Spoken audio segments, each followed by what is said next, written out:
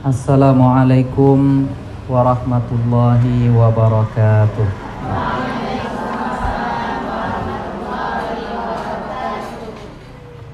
Bismillahirrahmanirrahim. Alhamdulillahi rabbil alamin. Assalatu wassalamu ala ashrafil anbiya'i wal mursalin Sayyidina wa maulana Muhammadin wa ala alihi wa sahbihi ajma'in. Asyhadu an la ilaha illallah wa asyhadu anna Muhammadar Rasulullah. Fallahumma salli wa sallim wa barik wa an'im ala sayyidina wa maulana Muhammadin wa ala alihi wa sahbihi ajma'in. Ibu-ibu, para santriwati, para ustazah yang dimuliakan oleh Allah Subhanahu wa taala, kita bersyukur kepada Allah pada sore hari yang mulia ini. Allah kumpulkan kita dalam kondisi terbaik, di tempat yang baik, dalam keadaan kalbu kita masih dititipkan hidayah oleh Allah. Mudah-mudahan segala yang kita lakukan pada saat ini dan apapun amal yang kita lakukan berujung kepada keridhaan dari Allah Subhanahu wa taala. Amin ya rabbal alamin. Salawat dan salam tak lupa pula kita hadiahkan kepada Nabi kita Muhammad sallallahu alaihi wasallam. Allahumma salli wa sallim ala sayyidina Muhammadin wa ala alihi wa sahbihi ajma'in. Ibu-ibu, para hadirat yang dimuliakan oleh Allah Subhanahu wa taala, majelis ilmu kita pada sore hari ini bercerita tentang adab-adab infak dan sedekah. Namun sebelum kita masuk ke persoalan adab-adab infak dan sedekah, ada setidaknya 3 kata atau 3 kalimat yang sering kita dengar. Yang pertama ada istilah zakat, yang kedua ada infak, yang ketiga ada sedekah. Sedekah bahasa Indonesianya, sedangkan bahasa Arabnya adalah shadaqatun. Nah, sebelum kita masuk ke adab-adab tersebut, kita bahas terlebih dahulu perbedaan antara 3 kalimat atau 3 kata yang sering kita dengar ini. Apa itu zakat? Apa itu infak? Apa itu sedekah? Sekarang ibu-ibu, siapa yang bisa memberikan definisi satu persatu dan menjelaskan perbedaannya? Silahkan. Siapa yang dapat nanti ada hadiah insyaallah. Ya, ada hadiah. Ada yang tahu? Santri, wati, ada yang tahu perbedaan zakat, infak, dan sedekah? Nah, baik. Kata-kata zakat itu secara terminologi atau dalam pengertian istilah fikih adalah nama bagi sejumlah harta tertentu yang telah mencapai syarat tertentu yang diwajibkan oleh Allah untuk dikeluarkan, diberikan kepada penerima dengan syarat tertentu, yaitu nama bagi sejumlah harta yang kita keluarkan. Hartanya tidak semua harta, tetapi ada harta-harta tertentu yang wajib dikeluarkan dan diperuntukkan pula kepada orang-orang tertentu dengan syarat-syarat yang berlaku. Nah, makanya zakat ini menjadi rukun di dalam rukun Islam. Di dalam hadis Jibril di mana Rasulullah sallallahu alaihi wasallam didatangi oleh seorang pemuda yang gagah. Dia mirip dengan sahabat Nabi yang bernama Dihyah Al-Kalabi. Lalu dia datang dan saat itu ia sandarkan lututnya kepada lutut Rasulullah sallallahu alaihi wasallam. Lalu dia bertanya kepada Rasulullah tentang iman, Islam dan ihsan. Iman dijawab oleh Nabi dengan rukun iman yang 6, sedangkan Islam dijawab oleh Rasulullah dengan rukun Islam yang 5. Apa dia?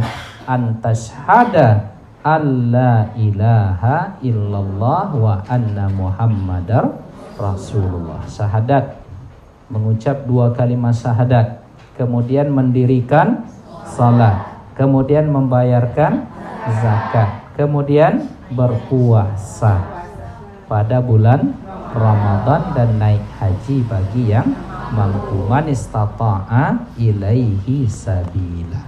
Nah, maka zakat itu adalah sebuah nama bagi harta tertentu yang diperuntukkan dengan syarat-syarat tertentu harta ini, dan pemberiannya diberikan kepada asnaf yang 8, fakir, miskin, ya, wal gharimin, orang yang berhutang dan seterusnya. Ada 8 asnaf yang menjadi orang-orang yang berhak menerima harta zakat ini. Itu yang pertama, yaitu tentang zakat.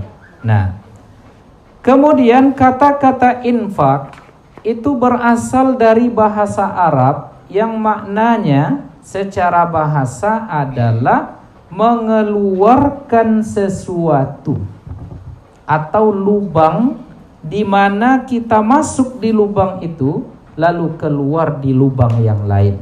Itu secara bahasa. Jadi kata-kata infak berasal dari anfaqa yunfiku infaqan. Ya, maka dari kata anfaqa yunfiku ini ada istilah di Arab itu nafak. Nafak itu adalah terowongan di bawah tanah untuk menyeberang jalan. Nah, maka nafak itu dalam bahasa kita, jika diterjemahkan ke bahasa kita, pada mulanya artinya adalah lubang tikus. Kenapa? Karena biasanya tikus itu masuk ke lubang, tetapi dia tidak keluar di lubang tempat dia masuk. Dia akan cari lubang yang lain, biasanya begitu. Kok ibu-ibu tahu?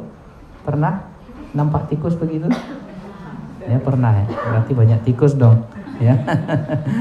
Banyak tikus di rumahnya. Ya, jadi nafak itu adalah lubang tikus. Nah, ibu-ibu yang dimuliakan oleh Allah Subhanahu wa taala. Nah, itu secara bahasa.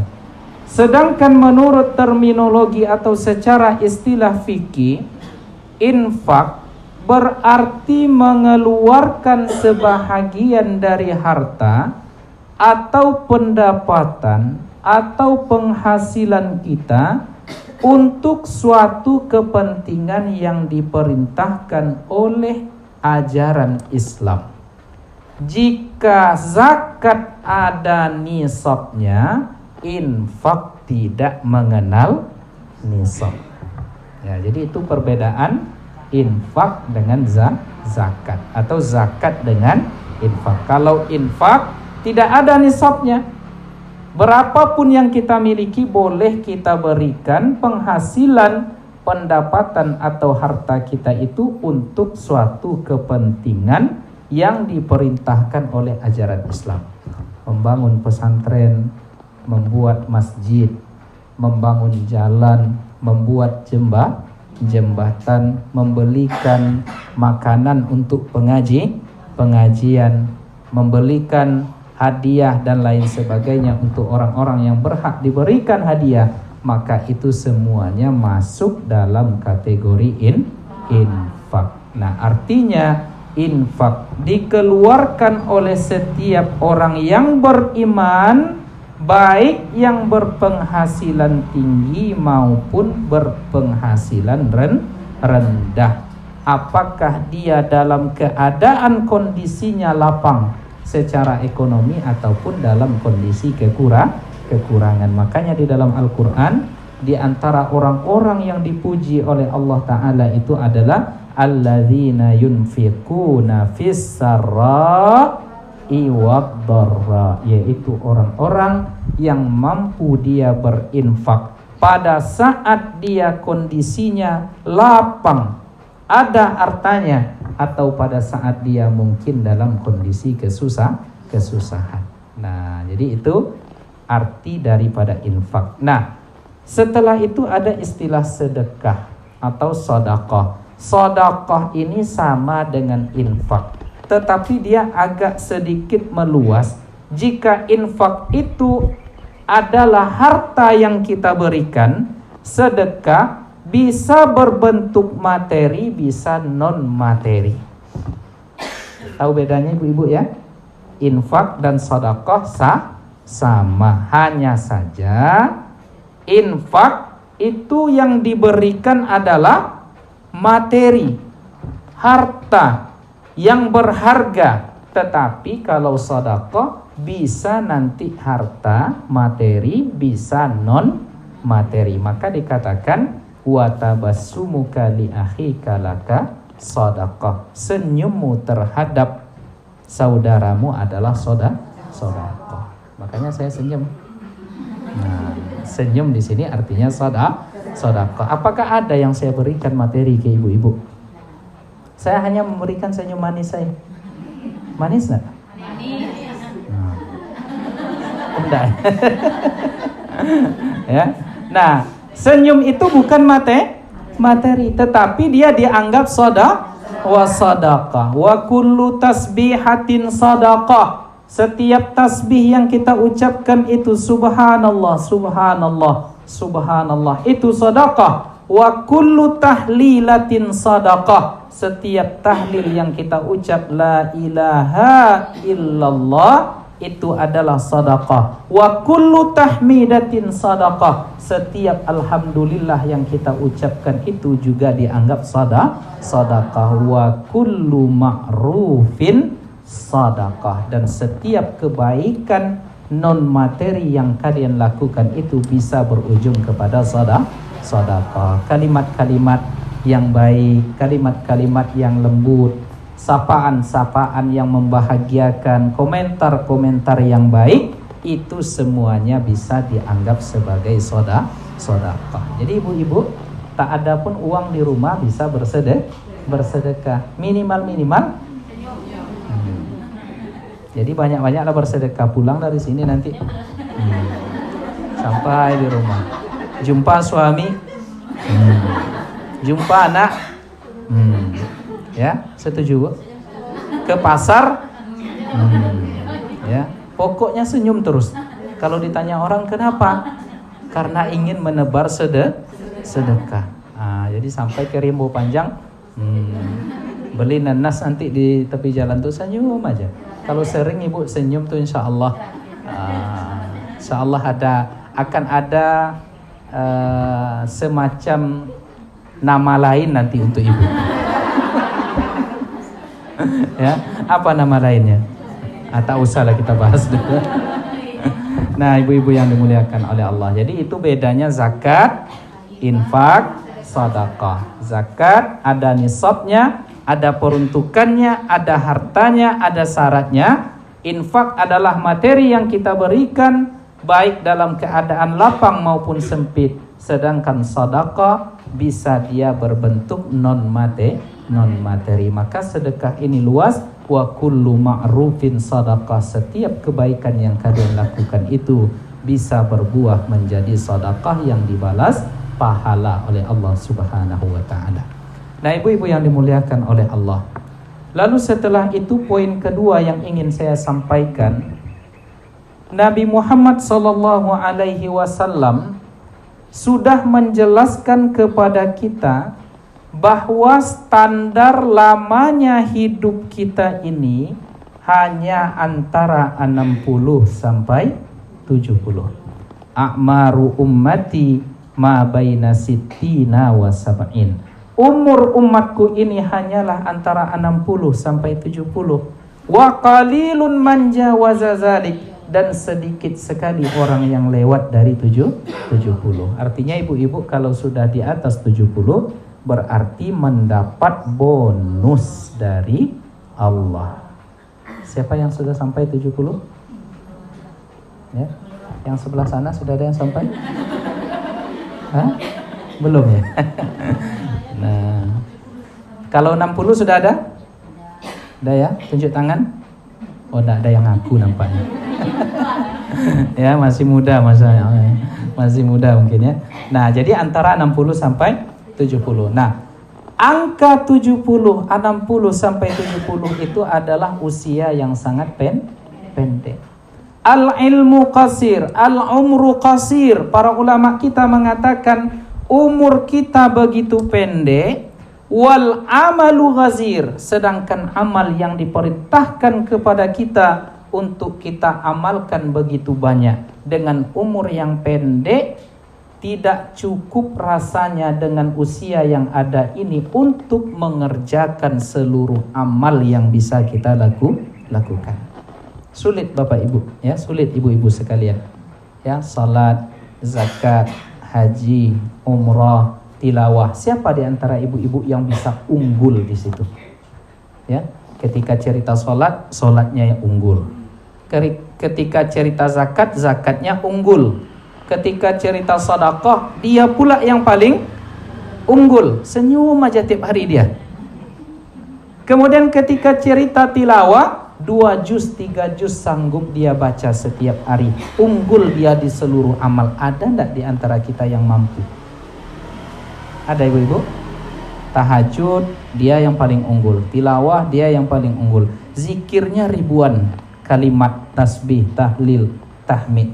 Rasa-rasanya tidak ada di antara kita yang bisa seperti itu. Nah, kenapa? Karena usia kita pendek, waktu yang diberikan terbatas, sedangkan amal yang disediakan, yang dihidangkan oleh Allah untuk kita begitu banyak. Maka kata Rasul, al-kayyisu min ummati man dana nafsahu wa amila lima ba'dal maut. Yang paling cerdas di antara umatku ini, kata beliau, adalah orang yang tidak terjebak kepada nafsunya, wa amila lima ba'dal maut, dan dia beramal untuk bekal setelah kematian. Karena setelah mati, yang menjadi sahabat dan teman kita di alam kubur hanyalah amal. Tinggal semua yang dikasihi. Apa? Berbaktilah hidup sepanjang zaman. Hafal ibu itu. Ya. Jadi tinggal semua yang dikasihi, yang disayangi, tinggal semua. Yang ada hanyalah amalan. Nah, para ulama kita membahas dalam persoalan amal ini karena kata Nabi, orang yang cerdas itu dia beramal untuk setelah dia mati. Maka para ulama membagi, ada di antara amal itu yang qasirun dan ada di antara amal itu yang muta'addi. Dalam konsep fikih prioritas, amal itu ada amal yang terbatas, ada amal yang tidak terbatas. Artinya apa? Ketika kita beramal, amal kita adalah qasir, itu manfaatnya hanya untuk kita sendiri. Kita amalkan, kita berpahala, selesai. Tetapi ada jenis amal, kita amalkan, lalu kita masih hidup selalu dapat pahala dari amal yang kita lakukan itu, hatta sampai kita terbaring di alam kubur nanti, amal yang kita lakukan yang berjenis muta'addi tadi, pahalanya mengalir sampai kita mati. Maka orang yang cerdas itu adalah orang yang mempersiapkan amal setelah kematiannya. Dia terbaring terbujur kaku di dalam alam kuburnya, tetapi pahala dari amalnya selalu mengalir. Apakah jenis amal itu? Inilah yang kita sebut dengan infak dan sedekah. Ya, jangankan kita ibu-ibu sekalian, ya, Abu Jahal itu ternyata pernah bersedekah dia dengan selembar daging, disedekahkannya kepada fakir miskin saat Nabi Muhammad SAW lahir. Maka setiap hari Senin diringankan azabnya, di mana api neraka itu bisa dia hindari dengan selembar daging yang ia sedekahkan itu. Itu Abu Lahab. Dengan sedekah pada saat Nabi lahir, dia berbahagia, dia berbangga, dia bersedekah, dapat dia 2 pahala. Pahala bahagia dengan kelahiran Nabi dan pahala sedekah. Maka daging yang selebar yang selebar kain lap itu disedekahkannya kepada fakir miskin, maka menjadi perisai dia di akhirat, di neraka itu setiap hari Senin. Kenapa? Karena dia bersedekah. Coba bagaimana dengan kita yang bersedekah? Tentu lebih akan dibalas oleh Allah Subhanahu wa taala. Sehingga dikatakan seseorang itu nanti di akhirat berada di bawah naungan sedekahnya. Dan bahkan penyesalan kita nanti setelah mati, ada penyesalan orang-orang yang sudah meninggal itu. Mereka menyesal dan mereka mengatakan, wahai Tuhan kami, laula akhartana ila ajalin qarib, laula akhartani ila ajalin qarib, kalaulah sekiranya ya Allah Engkau berkenan memberikan sedikit kesempatan kepadaku untuk tidak akan mati dulu, la asaddaqa wa akum minas salihin, tentu saya akan bersedekah dan menjadi orang soleh. Lalu para ulama tafsir kita menjelaskan, inilah dalil yang menunjukkan betapa pentingnya sedekah itu. Bahkan penyesalan setelah mati itu sangat disesalkan ketika di dunia dulu tidak sempat bersedekah. Maka luar biasa sedekah ini Bapak Ibu, ya ibu-ibu sekalian. Dan ada seorang sahabat yang bertanya kepada Rasulullah, ayyus sadaqati afdal, sedekah mana yang paling afdal itu wahai Rasulullah? Nabi mengatakan dalam konteks saat itu adalah saqayul ma, memberikan air minum kepada orang yang membutuhkan. Nah, ini air apa mereknya tuh? Murakua. Air Murakua yang murah saja itu sedekah terbaik, apatah lagi gulai baung. Iya kan? Logikanya begitu. Ya, sedekah air saja dikategorikan oleh Nabi sebagai sedekah terbaik, apatah lagi gulai cincang kambing. Ya, gulai baung, gulai patin. Apa boleh Bu? Geso, ada yang tahu geso? Enggak tahu. Wajib Ibu bawa besok. Ya, Jumat depan. Supaya yang lain merasakan. Ya, tapi geso itu ya sejenis ikan mirip dengan ikan tapah. Ya, enak luar biasa. Ya. Nah, ibu-ibu yang dimuliakan oleh Allah Subhanahu wa taala. Jadi pentingnya sedekah disebutkan oleh Rasulullah sallallahu alaihi wasallam. Bahkan izama tabnu Adam, apabila kita ini sudah meninggal, terputus habis segala amal yang bisa kita lakukan kecuali tiga hal. Apa yang pertama? Ilmu yang bermanfaat. Pernah kita mengajarkan ilmu dulu kepada orang lain, lalu diajarkan, diamalkan oleh orang lain itu, maka mengalirlah pahalanya. Maka di antara yang terbaik itu dikatakan oleh Rasul, khairukum man ta'allamal Qur'ana wa 'allamahu. Yang terbaik di antara kalian itu adalah yang belajar Al-Qur'an dan mengajarnya. Nah, ini tengok nih santri-santri kita. Ya, mereka belajar Al-Qur'an dari ustazah-ustazah kita di sini. Maka mereka pandai membaca Al-Quran, menghafaz Al-Quran, lalu mereka baca setiap hari Al-Quran itu, pahalanya mengalir kepada yang mengajarkan. Maka mulia menjadi guru Al-Quran itu. Ya, makanya saya bilang ke anak saya, nak, janganlah bercita-cita yang lain, jadilah guru. Ya, dan lebih mulia lagi adalah jadilah guru untuk mengajarkan Al-Quran. Nah, ilmun yuntafa'u bihi. Ya.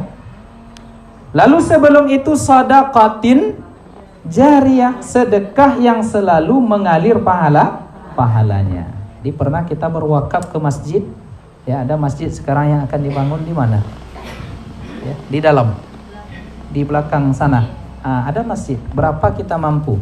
Tak bisa 100.000, 200.000. Tak bisa 200, 500. Tak bisa 500, sejuta. Berapa kita sanggup? Tak bisa sejuta, 5 juta. Ya, ada masjid yang sedang terbangun sekarang. Apa yang kita bisa mampu? 1 sak semen, ya sumbangkan 1 sak semen. Maka selama berdiri dia masjid itu, orang salat di sana, dikumandangkan azan di sana, mati pun kita, semua yang pernah kita infakkan, wakafkan di masjid itu nanti akan mengalir pahalanya. Jadi itulah orang yang cerdas itu. Dia tidak beramal lagi secara amal fisik, tetapi peninggalan amalnya selalu mentransfer pahala. Nah itu investasi yang tak pernah rugi, ibu-ibu sekalian. Ya, misalnya ada orang yang berinvestasi, duduk saja dia di rumah. Kita tanya, kenapa bapak nggak bekerja? Ngapain saya bekerja? Investasi saya banyak kok. Setiap bulan masuk ke rekening. Ya, mau nggak ibu-ibu seperti itu? Setiap bulan masuk 200 juta. Ya, bahagia nggak ibu-ibu kira-kira tuh? Ngaku aja lah. Bahagia kan?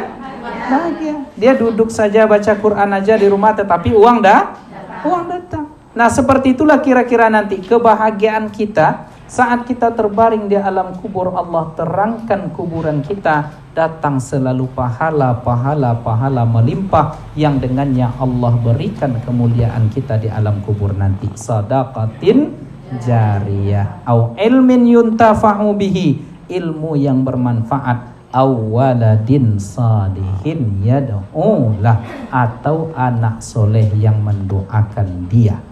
Anak soleh di sini jangan diartikan anak laki-laki saja, termasuk juga anak perempuan. Ini karena kata-katanya waladun di sana dibilang nanti waladun kan anak laki-laki, berarti kami anak perempuan ini gimana Ustaz? Sama, kalau anak kandung mendoakan ayahnya, mendoakan ibunya dan dia soleh, wajib Allah terima doa tersebut untuk kedua orang tua yang sudah meninggal tadi. Jadi ada dalam sebuah riwayat diceritakan, ada di masa Nabi Musa alaihissalam. Nabi Musa ini lewat di sebuah pemakaman. Saat ia lewat di pagi hari tadi, ruhaninya, nuraninya dibuka oleh Allah sehingga dia mendengar apa yang terjadi di dalam alam kubur. Jadi dia tahu bahwa orang yang dikuburkan di pemakaman tadi sedang diazab di dalam kubur. Pagi hari dia lewat di sana. Lalu sore harinya dia pulang, lewat di jalan yang sama, dia dengarkan di dalam areal makam tadi sudah sunyi senyap, tenang, tentram, tidak ada lagi histeris orang-orang yang seperti diazab yang ia dengar di pagi hari tadi. Lalu ia berkalam kepada Allah, ya Allah, tadi pagi saya lewat di sini dalam kondisi saya mendengar orang-orang yang ada di kuburan ini mereka semua diazab. Tetapi sekarang mengapa saya merasakan kondisinya berbalik 180 derajat, tenang, tentram, nyaman. Lalu Allah berkalam kepada Nabi Musa alaihissalam, wahai Musa, tadi pagi aku mengazab hamba-hambaku di sini, tetapi karena anaknya selalu berdoa di dunia untuk dia, maka pada hari ini, saat ini aku lepaskan mereka semuanya dari azab kubur. Lalu Allah berkalam lagi kepada Nabi Musa, tak mungkin dan aku malu wahai Musa, aku mengazab hambaku di perut bumi, sedangkan anaknya di punggung bumi memintakan ampun kepadanya. Jadi dalam tanda kutip Allah itu malu rasanya wahai Musa, aku azab mereka di perut bumi itu, sedangkan di punggung bumi anak-anak mereka memintakan ampun. Allahumma ufirla Allah Rabbana ufir lana dzunubana wali walidaina warhamhuma kama rabbayani shaghira. Nah, ini adik-adik santriwati, jangan lepaskan doa itu untuk kedua orang tua orang tua kita, apalagi yang sudah meninggal. Allahumma ighfir lahu warhamhu wa'afihi wa'fu anhu wa akrim nuzulahu wa wasi' madkhalahu waj'alil jannata maswa. Nah, ibu-ibu yang dimuliakan oleh Allah Subhanahu wa taala. Nah, itu poin yang kedua. Nah, bahwa kita perlu mencari, men-setting amal yang cerdas. Di antara jenis amal tadi ada yang manfaatnya kembali kepada kita, ada yang manfaatnya itu kembali kepada kita selama kita hidup dan setelah kita meninggal. Itulah dia tadi infak dan sedekah. Maka masuk kita ke dalam adab-adab yang harus terpenuhi dalam infak dan sedekah itu. Apa yang pertama? Cerita kita sedikit terlebih dahulu tentang syarat. Ya, syarat pertama dalam infak dan sedekah itu adalah mengikhlaskan niat kepada Allah. Ya Allah, aku berwakaf di masjid yang sedang dibangun ini.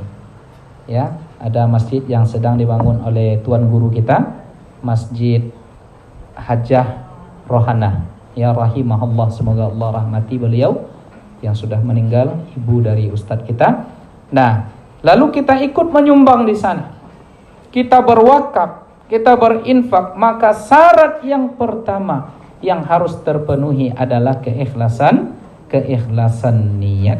Maka wa alla tabghi sawaba illa minhu subhanahu azza wa jalla. Maka yang kita lakukan ini tidak ada motivasinya kecuali hanya karena Allah. Yang kita harapkan hanyalah pahala yang akan Allah berikan. Maka di dalam Al-Quran Allah Ta'ala mengatakan, wa ma tunfiku min khairin fali anfusikum. Apapun segala kelebihan harta yang baik-baik yang kalian infakkan, manfaatnya kembali kepada kalian. Jadi manfaatnya balik kepada kita. Ya. Wa ma tunfikuna illa ibtigha'a wajhallah illa ibtigha'a wajhillah. Dan apapun yang kalian infakkan itu hendaklah semuanya itu berujung karena mengharapkan keridhaan Allah Subhanahu wa ta'ala. Itu yang pertama. Termasuk syarat, termasuk adab. Lalu yang kedua apa? Infak yang kita berikan itu, sedekah yang kita bagikan itu hendaklah min malin halalin tayyibin. Harus bersumber dari harta yang halal lagi tayyib.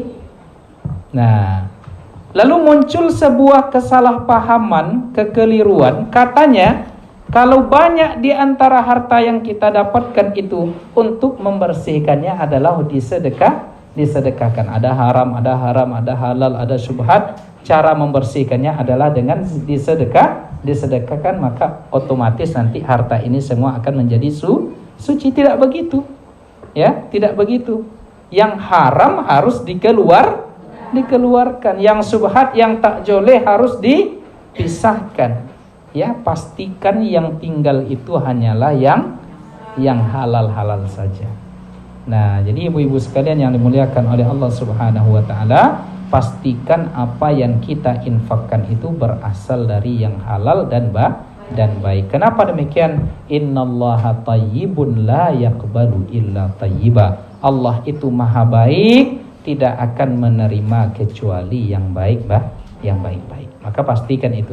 Jadi kalau kita berinfak, berwakaf dengan harta yang tidak baik dan tidak halal, maaf cakap, sama dengan berwudu dengan air yang najis. Ya, tujuannya kan elok, ya, tujuan untuk sholat, tapi wudunya memakai media yang kotor. Atau sama kita menyembelih babi baca bismillah. Jadi supaya halal babi itu dibaca bismillah. Halal enggak babi itu? Enggak. Dalam ajaran agama kita dia tetap tidak halal sekalipun di awal dibacakan bismillah. Maka tidak ada istilah babi syariah. Ya, tidak ada istilah babi syariah. Nah, ini bacanya bismillah, nanti dipanggangnya di rumahnya. Kenapa halal? Kenapa halal? Karena udah baca bismillah di awal. Enggak, ya. Jadi walaupun tujuannya baik, harus juga melalui sarana yang baik. Tujuan sarana haruslah baik. Maka adab yang kedua, hendaklah yang halal yang diwakafkan atau yang diinfakkan maupun yang sedekahkan. Kenapa demikian? Tazakkar, ingatlah, ayyakunal malu halalan, hendaklah harta yang kita infakkan, zakatkan itu bersumber dari yang halal. Li'anna ma buniya ala batil fahuwa batil. Segala sesuatu yang dibina, dibangun berasal dari segala yang batil, maka hukumnya batil. Dari yang salah maka juga perbuatan itu sudah salah. Nah, jadi di sini disebutkan walizalika, oleh karena itu, man anfaqa malan ala bina'i masjidin masalan min asli malin haram kasariqati. Nah, lalu misalnya ketika dia membangun masjid, ternyata wakaf yang dia wakafkan untuk pembangunan masjid itu berasal dari harta yang haram, seperti hasil pencurian, hasil korupsi, maka apa yang terjadi? Tidak akan mendapatkan pahala apapun, tetapi malah justru berakhir kepada dosa. Nah, maka dikatakan di sini penting untuk menjaga kualitas kehalalan halalnya dan thayyibnya harta kita itu apabila kita ingin berinfak dan bersedekah. Nah, itu yang kedua. Lalu yang ketiga, ya, termasuk di sini, termasuk adab juga, termasuk syarat juga, ayyakunal munfiqu musliman, hendaklah yang berinfak itu dia Islam, muslim. Kenapa demikian? Karena amal orang kafir tidak diterima. Jadi kalau ada pun orang kafir dia mungkin memberikan bantuan, maka pahalanya itu, kebaikannya kembali kepada dia di dunia. Jadi kan banyak mungkin orang kafir yang dia pemurah, ikut dia membuat jalan, membuat jembatan, ya, dan lain sebagainya, maka pahala kebaikannya itu kembali kepada dia di kehidupan dunianya, sedangkan di akhirat tidak ada. Nah, sedangkan kita dunia akhirat kita dapatkan. Nah, jadi itu yang ketiga. Lalu yang keempat, adab dalam berinfak dan bersedekah itu adalah wasatan bainal israfi wal bukhli. Harus di tengah-tengah, jangan terlalu berlebih-lebihan, ya, jangan pula kikir berlebih-lebihan. Maksudnya gimana? Uangnya ada 1 juta di rumah, ya, dari situlah dia bayar listrik, dari situlah mungkin bayar uang sekolah anak, lalu dihamburkannya, dalam artian diinfakkannya semua, sehingga tidak ada lagi yang untuk dimakan. Ya, datang suaminya, apa yang awak makan kini, Dinda? Lalu apa katanya kepada suaminya? Tak ada, bang. Lah, piti 1 juta kemarin kemana? Sudah diinfakkan di jalan Allah semuanya. Itu apa yang kan wak makan? Wak makan pahala. Jadi ini terlalu israf, ya, berlebih-lebihan dalam tanda kutip menghamburkan sesuatu, uang, harta, padahal pada saat itu dia butuh. Tetapi di sisi lain, jangan pula kita kikir sehingga 1 rupiah pun dihitung. Ya, mana piti 100 rupiah tadi? Oh, dikasih sama anak ke tetangga sebelah. Berani dia minta ke tetangga sebelah itu lagi. Mana piti yang 100 tadi? Tolong balikkan. Itu namanya kiki. Ya, diate kiki itu namanya dalam bahasa Arab, kikir itu bukhul, ya, bakhil. Di atas itu namanya syuhun. Kikir di atas kikir, apa namanya tuh? Kalau dalam bahasa kaminya ibu-ibu, loke. Kalau dalam bahasa Betawinya mungkin deket, apa istilahnya? Deket apa gitu ya? Pokoknya itulah, ya. Jadi terlalu kikir. Jadi tak boleh pula terlalu datang orang ke rumah kita, apapun yang ada di rumah itu diberikannya semuanya. Kan motor, ambillah motor tuh. Ya ada mobil, ambillah mobil tuh katanya kan. Ada pakaian, ambillah semua pakaian tuh. Tapi di sisi lain dia ada pula jenis manusia yang kikir. Saya memang agak sulit hidup dengan orang kikir nih Bu. Ya, sulit hidup berkawan, berinteraksi dengan orang yang kikir ini sangat sulit sekali. Pernah saya suatu ketika waktu kuliah dulu, ya kami makan di sebuah warung. Nah di sebuah warung datanglah kawan saya ini karena nampak kami banyak di situ makan, gabung dia makan. Hari pertama saya yang bayar, ya. Kemudian hari kedua kondisinya sama juga, datang juga dia gabung, udahlah saya bayar juga. Hari ketiga datang lagi dia, ya kami hanya berdua waktu itu. Saya sudah selesai makan, saya tunggulah dia untuk supaya bangkit segera membayar makanan yang dimakan tuh. Udah agak 15 menit belum nampak dia, akan berdiri lagi. Setengah jam enggak juga berdiri dia. Mak kok nampaknya yang awak juga kan bayi nampak aku gitu kan. Nah akhirnya karena saya ingin ngasih pelajaran ke dia, berdiri saya pergi, saya ke kasir, yang punya saya saja saya bayar. Tuh si fulan tadi tuh menong aja dia. Tengoknya, dikiranya mungkin saya akan bayar. Enak kali kau, saya bilang dalam hati. Nah dia, dan ternyata ada yang memberikan informasi ke saya, dia ini memang begitu rupanya. Jadi dicarinya sejak zaman dia kuliah dulu lagi, dicarinya mana kawan-kawan tuh sedang duduk di kantin, datang dia situ. Ya, jadi kalau pas dia yang bayar tak mau, tapi pas dibayarin mau. Akulah yang lokek tadi itu, yang kayak ginilah. Ya, yang syuhun tadi, yang bakhil tadi. Nah akhirnya saya berikan pelajaran dia. Tidak tahu apakah ada uang di saku, tidak tahu saya tinggalkan saja.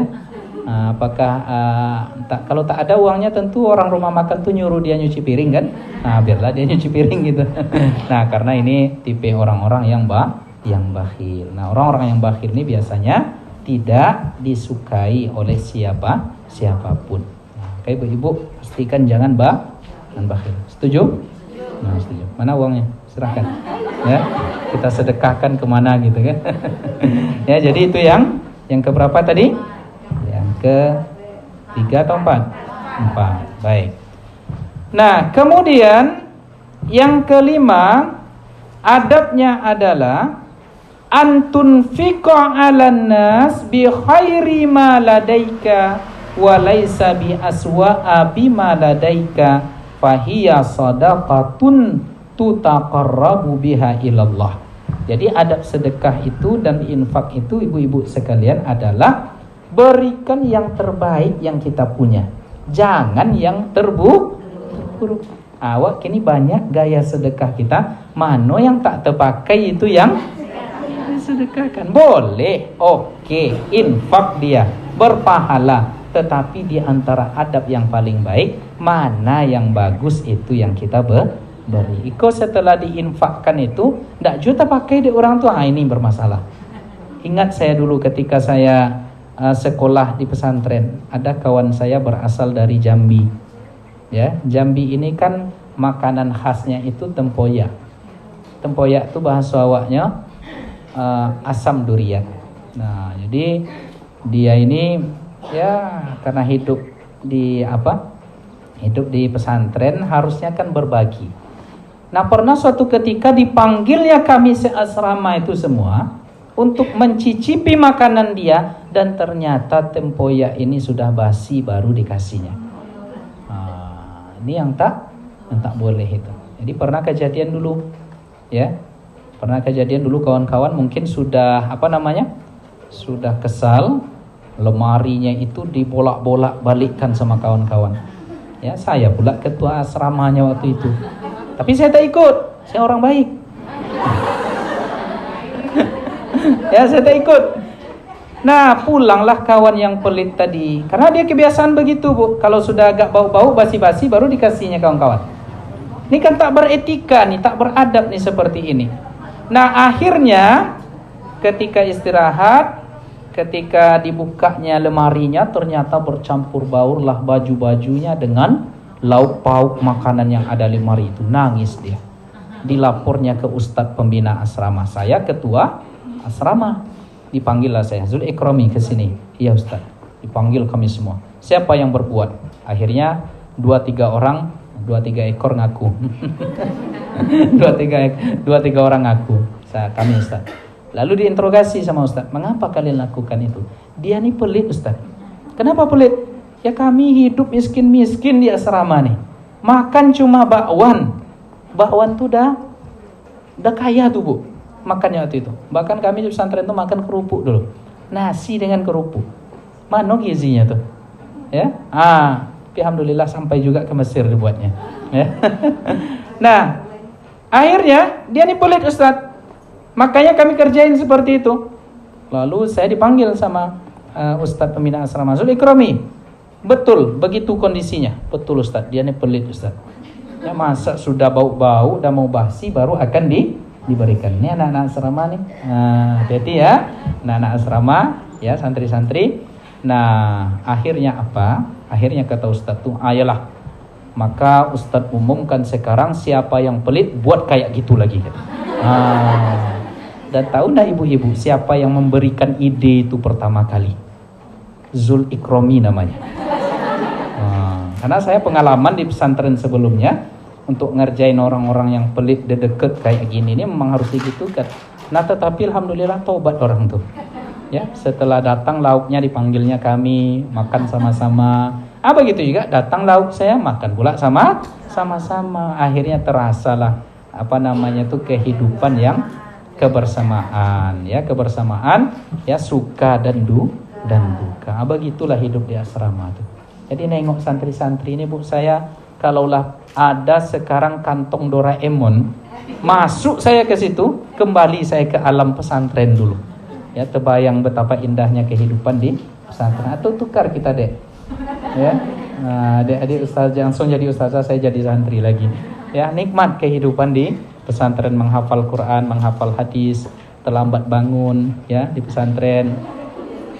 Kemudian karena terlambat tak sholat di masjid, sembunyi di kolong, macam-macam lah gitu kan. Setelah sembunyi ketahuan pula, la ilaha illallah. Yang paling memalukan itu kalau saya di pesantren dulu, kalau dihukum di depan santriwati, malu itu rasanya ya. Dihukum, kalau dibotak ya nggak masalah gitu kan, kalau disuruh berenang ke kolam nggak masalah. Tapi kalaulah sudah dihukum di depan santriwati itu ya rasanya sakitnya tuh di sini. Sakitnya tuh di sini. Ya. Tapi ustazah-ustazahnya ini mungkin dulu di pesantren putri ya, nggak gabung ya. Kalau gabung tuh malu itu luar biasa. Ya untunglah tak digabung gitu ya. Jadi tapi kami itu dulu yang rasanya sampai hari ini saya masih malu. Saya masih ingat ustadz yang menghukum saya itu. Ya. Saya tidak dendam, hanya ingat saja. Ya. Hanya ingat saja, tidak dendam. Ya. Ibu-ibu yang dimuliakan oleh Allah Subhanahu Wa Taala. Jadi adab etika dalam berinfak, berwakaf, bersedekah itu adalah memberikan apa yang masih baik dan layak. Jangan diberikan sesuatu yang tidak layak untuk diberikan. Nah, ibu-ibu hadirat yang dimuliakan oleh Allah Subhanahu wa taala.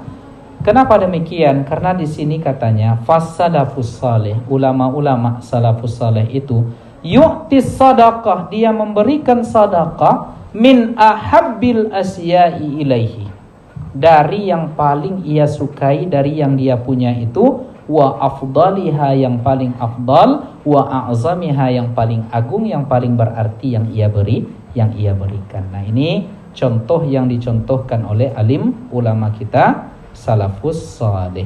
Nah, ibu-ibu yang dimuliakan oleh Allah Subhanahu wa taala. Kemudian yang terakhir ya, ini masih turunan dari keikhlasan tadi.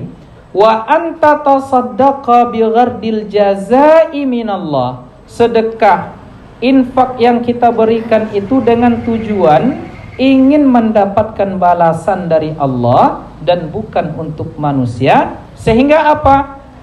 Tingkatan keikhlasannya kalau bisa diinfakkan oleh tangan kanan, tangan kiri tidak mengetahui. Begitulah kira-kira visualisasi gambaran bagaimana kita dalam infak, dalam zakat, dan dalam apapun yang kita berikan itu hendaklah yang hadir di sana adalah ketulusan kepada Allah Subhanahu wa taala. Dan yang terakhir, turunan dari ini yang ingin disampaikan adalah jangan mengambil kembali apa yang sudah diberikan. Itu adab yang bisa jadi nanti hukumnya haram. Ya, sebagaimana tidak boleh menyebut apa yang sudah kita berikan. Ibu tuh dulu jilbabnya nyo pakai itu menyoden mah.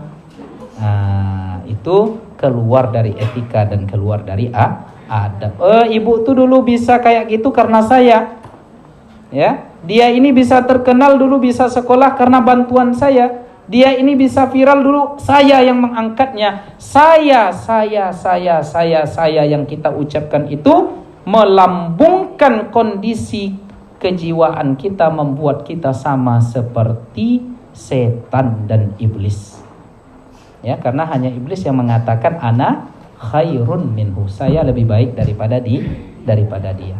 Maka tidak boleh kita sebut apapun yang pernah kita berikan, apatah lagi mengambil kembali apa yang sudah diberikan. Maka dibahasakan oleh Nabi, al-a'id lima wahab. Kira-kira seperti itu bunyi hadisnya kalau tak salah. Orang-orang yang mengambil kembali apa yang sudah ia berikan itu, maaf cakap, itu sama dengan anjing yang memakan muntahnya kembali. Kan jijik itu Bu, ya. Nauzubillah ya. Jangan sampai kita termasuk golongan orang yang seperti itu. Apa adab yang terakhir? Tidak boleh menyebut apa yang pernah kita berikan, sebagaimana tidak boleh mengambil kembali apa yang sudah kita berikan. Jangan nanti ada jamaah kita cerita di Masjid Arengka, ya, dia mencalon jadi anggota legislatif zaman pemilu, diberikannya lah karpet di musola itu. Setelah pemilu kalah dia, diambilnya karpet itu balik. Kejadian nyata, ya. Maka ini orang ini maaf cakap sama seperti dia mengambil muntahnya kembali, dan itu hukumnya haram. Nah, itulah barangkali ya pesan-pesan singkat pada sore hari ini. Dia yang penting dari kajian-kajian ini sebenarnya adalah ibu-ibu sekalian, selain menambah ilmu, menguatkan untuk beramal soleh. Nah, kalau kita sudah beramal, maka insya Allah mudah-mudahan Allah bimbing kehidupan kita, Allah lekatkan keikhlasan, dan Allah berikan keridhaannya kepada kita. Nah, barangkali sebelum kita tutup ada pertanyaan-pertanyaan yang ingin diajukan, kami silahkan ustazahnya atau panitia untuk mengumpulkan. Ya. Assalamualaikum Ustaz. Waalaikumsalam warahmatullahi wabarakatuh. Senyum itu adalah sedekah. Iya Pak Ndak? Ya. Bagaimana kalau kita senyum sama saudara atau teman tapi dicuekin, tak dibalas? Awaklah senyum ke nyonyo ikoy. Gitu. Bagaimana? Ya tetap menjadi sedekah. Jadi ibu yang tetap senyum tadi tetap mendapat pahala. Semakin tak dibalasnya, semakin cuek dia, pergi ke depan muka itu.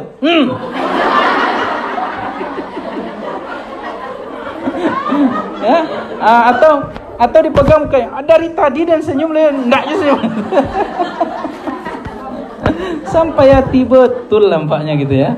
Orang udah senyum ke dia masih cuek aja. Mungkin tetapi intinya ibu-ibu ya, kalau kita senyum ke orang lain, orang tuh mungkin enggak senyum ke kita, jangan baper. Nah, dia masalahnya di baper ini. Seketek kecil hati, dikit-dikit kecil hati. Sudahlah, hati itu kecil, dikecilkan juga lagi. Jadi kita lapangkan jiwa kita, kita lapangkan kalbu kita. Barangkali orang ini tidak nampak kita senyum. Yang kedua, mungkin dia lagi dalam keadaan bermasalah. Atau mungkin yang ketiga, senyum kita tuh yang tak asik. Bisa jadi kan, masam aja senyum kawan tuh nampaknya kan. Atau dia lagi lapar.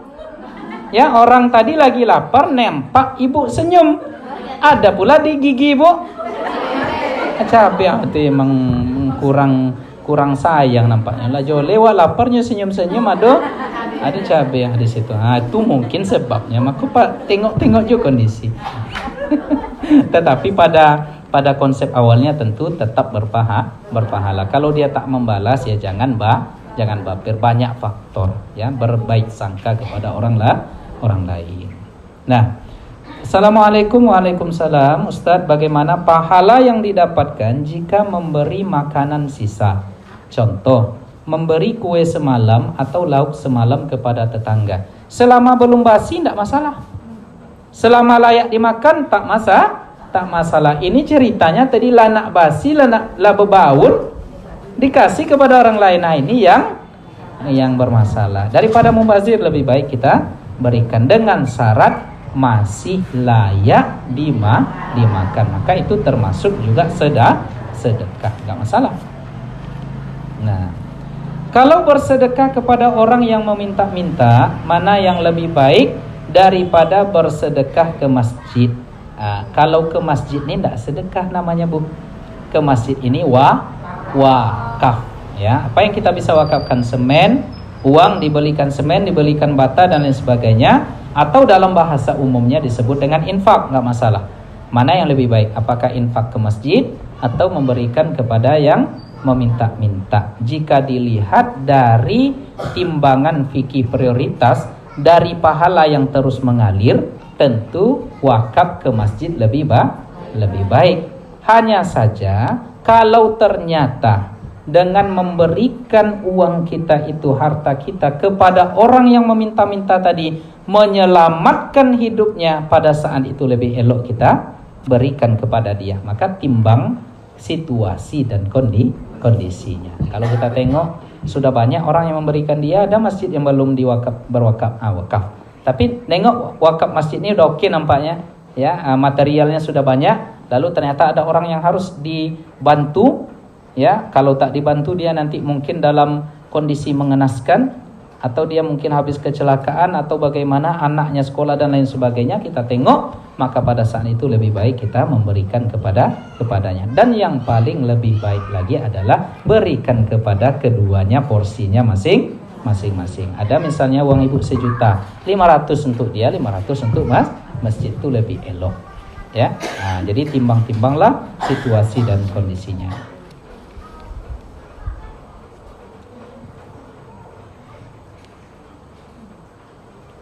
Assalamualaikum Ustaz, bagaimana caranya kita bisa mengukur syarat sedekah atau infak yang kita keluarkan itu dikatakan ikhlas dan diterima oleh Allah. Jadi mengukur keikhlasan, ya. Mengukur keikhlasan itu seperti apa?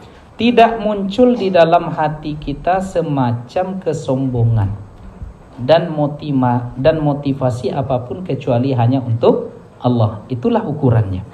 Jadi setelah kita bersedekah tadi, muncul di dalam hati kita yang kita harapkan dari sedekah ini hanyalah pahala dari Allah. Tetapi kalau muncul bunga-bunga mawar di dalam hati kita, itu berarti ada merasa bangga pada saat itu, berarti keikhlasannya masih belum sempurna. Maka ketika kita memberi itu, makanya lebih elok kalau kita tahu kondisi kalbu kita tidak siap berinfak di tengah ramai, maka diam-diam antarkan sedekah itu. Karena kita yang paling tahu dengan kondisi kalbu kita. Ya, kalau rasa-rasanya kalau kita berinfak di depan umum terganggu hati kita, cari waktu di mana hanya kita dengan orang itu. Atau kalau bisa orang tuh tidak tahu kalau kita sudah sedekah sama dia. Letakkan di bawah pintu rumahnya barangkali. Kita bertetangga sama dia, taruh di bawah pintu rumahnya. Nah, tapi jangan pula ditulis dalam amplop, ini dari saya, tetanggamu ya. Itu sama aja ya, enggak itu ya. Nah, jadi bagaimana cara mengukurnya? Mengukurnya itu adalah dengan kondisi kalbu kita pada saat itu hanya mengharapkan pahala dari Allah. Kalau orang tahu kita merasa terganggu. Ada tuh, bisa tuh. Saya kalau orang tahu kita sedekah tuh rasanya nggak nyaman. Jadi oleh karenanya bersembunyilah dalam bersedekah jika kondisinya seperti itu. Nah, terakhir, bagaimana cara kita menyikapi orang yang senang sedekah, infak, tetapi disertai dengan sifat riya? Gimana cara ibu mengetahui dia riya? Atau jangan-jangan ibu nih yang lagi suuzon nih, tidak bisa berinfak orang yang dituduhnya riya. Semoga tidak ya. Tetapi bagaimana kita menyikapi orang yang dia berinfak tapi mungkin dia ria. Riaknya ini diketahui dengan dia sering menyebut-nyebut, dia sering pamer-pamer gitu ya. Ingatkan, ya ingatkan saja, ya. Kalau kita dengan cara mengingatkan tadi akan berujung kepada kebaikan. Tapi kalau diingatkan nanti mungkin dia akan marah, tersinggung, ya cara mengingatkannya atau orang yang mengingatkannya mungkin yang perlu dicari. Karena setiap orang ini kan kayak saya, tentu ada orang yang saya segani. Ayah saya, ibu saya. Kalau ibu saya ngomong saya udah manut gitu. Nah, tetapi kalau orang lain mungkin saya tersinggung. Nah, maka kita bisikkan, kita beritahukan kepada orang yang dia hormati supaya menyampaikan kepadanya karena dia punya kebiasaan begini. Nah, kalau disampaikan begitu kan nanti ya akan elok ujungnya. Maka tugas kita adalah watawasau bil haq watawasau bis sabr. Nah, tetapi tetap juga dengan menimbang mana yang maslahat. Jangan mentang-mentang nanti ini kan amar ma'ruf nahi mungkar, ditegur dia. Ya, akhirnya muncul kemungkaran yang lebih besar dari kemungkaran yang ada. Maka perlu ada timbangan-timbangan dalam amar ma'ruf ya dan nahi mungkar itu. Nah, itulah barangkali ya ibu-ibu yang dimuliakan oleh Allah, muzakarah kita pada sore hari yang berbahagia ini. Sebelum kita tutup, marilah kita bersama-sama berdoa kepada Allah Subhanahu wa taala. Sebelum berdoa, marilah kita beristighfar kepada Allah 3 kali. Astaghfirullah Rabbal baraya, astaghfirullah minal khataya, astaghfirullah Rabbal baraya, astaghfirullah minal khataya, astaghfirullah Rabbal baraya, astaghfirullah minal khataya. Na'udzubillahi minasyaitonir rajim. Bismillahirrahmanirrahim. Alhamdulillahirabbil alamin. Assalatu wassalamu ala asyrafil anbiya'i wal mursalin sayyidina wa maulana Muhammadin wa ala alihi wa sahbihi ajma'in. Allahumma ighfir lana dhunubana wa liwalidina warhamhum kama rabbawna shighara. Allahumma ighfir lana dhunubana wa kaffir 'anna sayyi'atina wamhu 'anna haubatina wastur 'uyubana wa auratina ya Allah ya arhamar rahimin. Allahumma salli ala sayyidina Muhammadin salatan tunjina biha min jami'il ahwali wal afat wa taqdi lana biha jami'al hajat wa tutahhiruna biha min jami'is sayyi'at wa tuballighuna biha aqsal ghayat wa tarfa'una biha indaka 'ala darajat innaka sami'un qaribun mujibud da'wat wa ya qadiyal hajat. Rabbana atina fid dunya hasanah wa fil akhirati hasanah wa qina adzabannar. Wa sallallahu ala sayyidina Muhammad wa ala alihi wa sahbihi ajma'in. Wa akhiru da'wana anil hamdulillahi rabbil alamin. Taqabbalallahu minkum minna wa minkum taqabbal ya karim. Assalamualaikum warahmatullahi wabarakatuh.